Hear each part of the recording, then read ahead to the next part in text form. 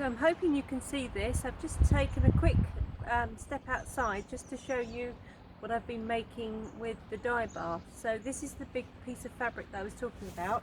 It's 4 meters long and it's a cotton canvas, and it's been scoured using a mild eco washing liquid and a gentle wash.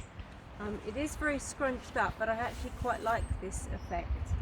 And what I did was I gathered it into a long piece and secured it in places with sticky tape, a very wide duct tape, so that we have these sort of bands of colour, a little bit like tie-dyeing. And that's my husband with a chainsaw, if you can hear that in the background. So this is the reality of living in the woodland. There's always a chainsaw going. And here is the colour that I've shown you earlier on the test piece. As you can see, it's this beautiful cinnamon colour, and there's obviously great variation of that back down to the natural canvas colour. So this has just been drying out this morning, and then once that's dry, I'll be ready to have another go, and I'm going to change the way that I position the fabric in the dye bath. And I'm going to go back over and use the second dye bath with some different colours, possibly with the iron mordant in it this time as well, so that will darken it.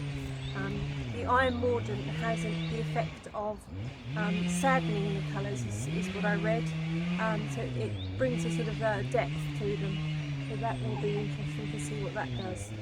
So yeah, this is the first stage of the project. One of the two pieces, the other piece I am planning on dyeing is another 4 metre piece, and I will dye that slightly differently. That probably will be cut up into pieces and dyed with different plant materials, so that I've got a sort of stained glass window effect on that one. The third piece in my project will be a flat panel, and I'm planning on using natural pigments and my own paints to paint that with casing. The background will be with a casing primer, and then I'll be using probably natural oil paints that I make myself.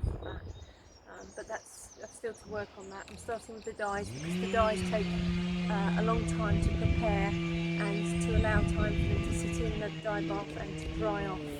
So we need to get that going now, and look forward to seeing you on the next video.